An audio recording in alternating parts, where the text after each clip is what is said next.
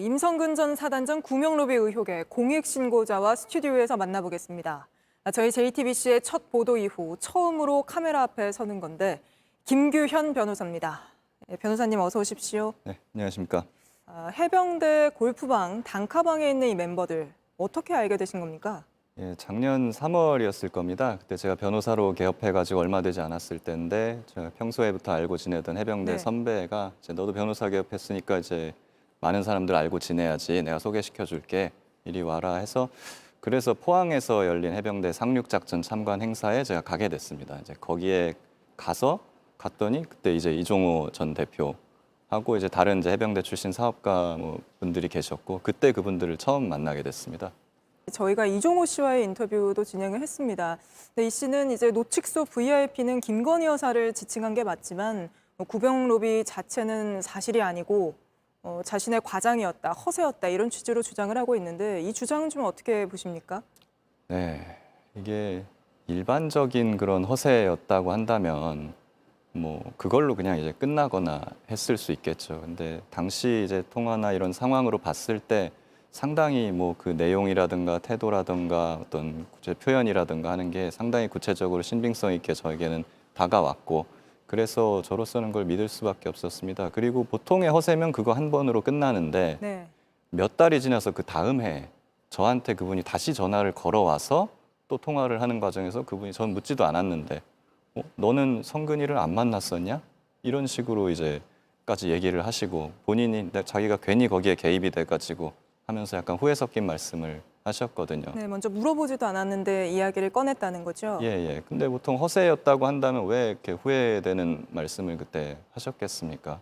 그렇기 때문에 저는 이제 그걸 사실로 믿었던 것이고 관계자나 뭐 이종호 선배나 이런 분들이 좀 사실을 다 얘기를 해주셨으면 좋겠습니다.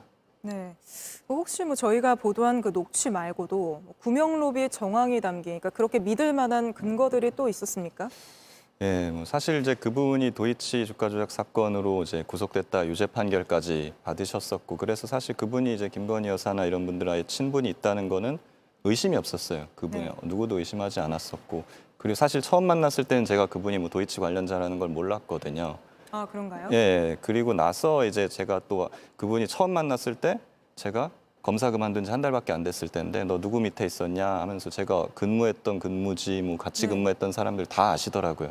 그래서 저도 이상해서 그분에 대해서 알아봤더니 도이치 사건의 공범이셨던 거예요. 네. 그래서 제가 이거를 저를 소개해줬던 그 송 선배님한테 선배님 이런 게 있는데 아셨습니까? 라고 했더니 아시더라고요. 오, 알고 있어 하면서. 그런데 그분 그렇기 때문에 그 사람이 지금 입을 열면 영부인까지 다칠 수 있다는 거 아니야.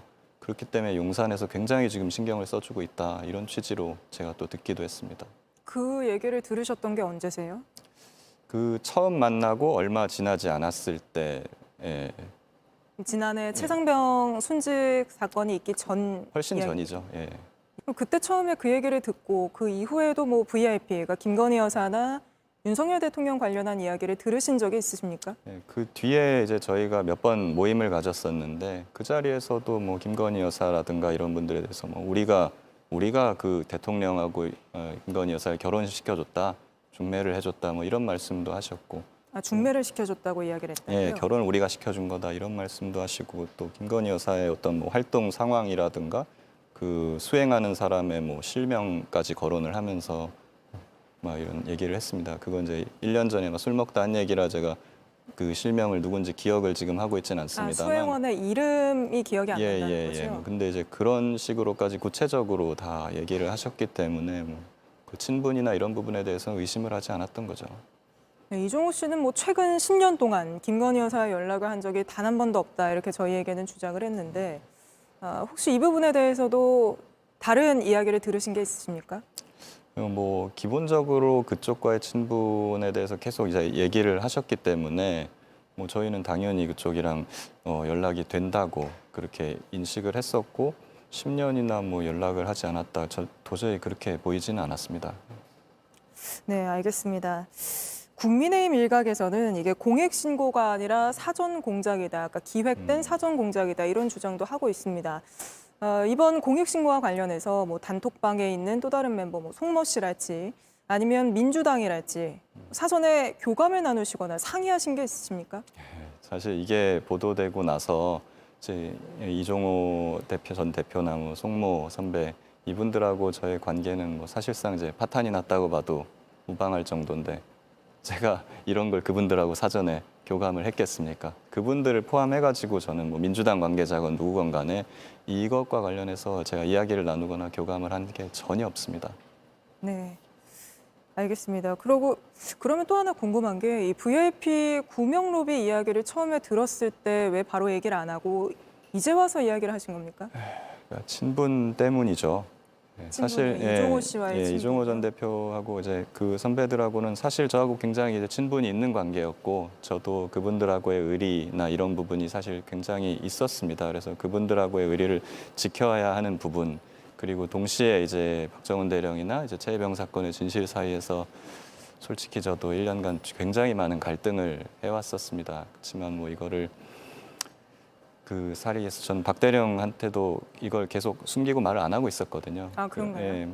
그러면서 저도 스스로 좀 굉장히 괴로움이 있었고 그렇지만 그리고 개인적으로는 또 특검이 빨리 되고 수사가 진척되면서 자연스럽게 이런 게 밝혀질 거라고 저는 생각을 또 했었습니다. 근데 이제 수사가 제대로 되지를 않고 또 특검도 계속 무산되고 이렇게 되면서 이제 1년이 다 돼 가는데 진상이 밝혀지지 않는 이런 상황 때문에 굉장히 저는 괴로웠고 그래서 더 이상 이제 최혜병 유가족분들과 박정훈 대령을 외면하기가 어려웠습니다. 그래서 이제 어렵게 이제서 와서야 용기를 내게 된 것입니다. 이제 너무 이렇게 늦게 밝히게 된 거에 대해서 최혜병과 유가족분들과 박정훈 대령께 죄송합니다.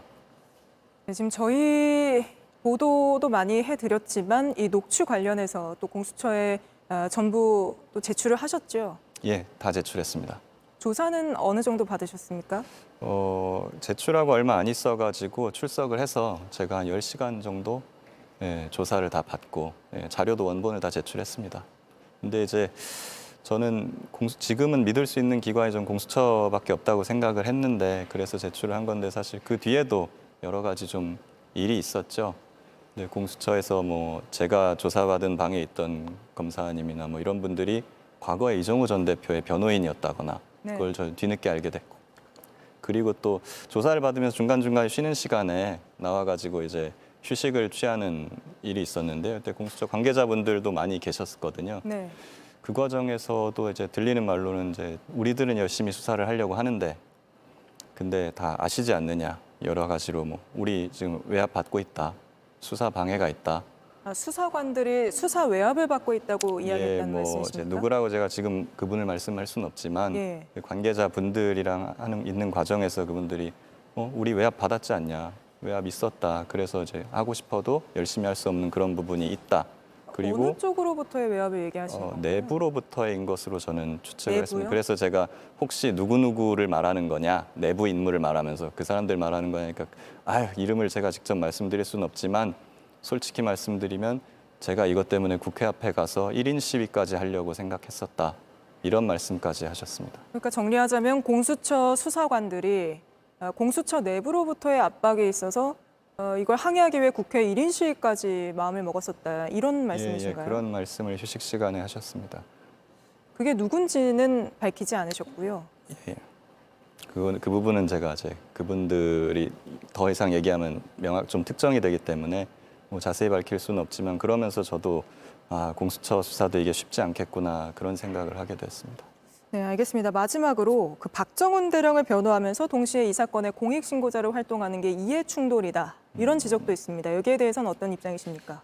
예, 뭐 제가 제보자이면서 혹시 이걸 제가 동시에 수사를 하는 위치에 있다면 검사나 수사관이라면 뭐 그럴 수도 있겠다는 생각은 듭니다만은 사실 제가 이 사건은 최혜병 순직 사건 일어나기도 전부터 알았던 사람들과의 일이고 그리고 제가 이것을 뭐 어떤 친분이 있는 기자나 뭐 아는 사람들한테 얘기한 것도 지난 겨울의 일입니다. 그렇기 때문에 시기상 제가 변호인이 아닌 때 제가 있었던 일들이고 그리고 제가 경험한 사실을 제보하는 거 하고 그리고 박정훈 대령의 억울함을 풀어드리는 그런 변호 활동하고는 이것이 상충된다고 생각하지 않거든요. 오히려 같은 방향성을 가진 일이라고 생각하고 그리고 저는 이걸 알고 있었기 때문에 오히려 박정훈 대령의 억울함을 더 공감해서 그분을 더 도와드리고 싶어서 이 활동을 시작한 부분도 분명히 있습니다. 그렇기 때문에 저는 이제 어떤 형태로건 박정훈 대령을 끝까지 도와드리겠다는 그 마음은 지금 변치 않고 가지고 있습니다.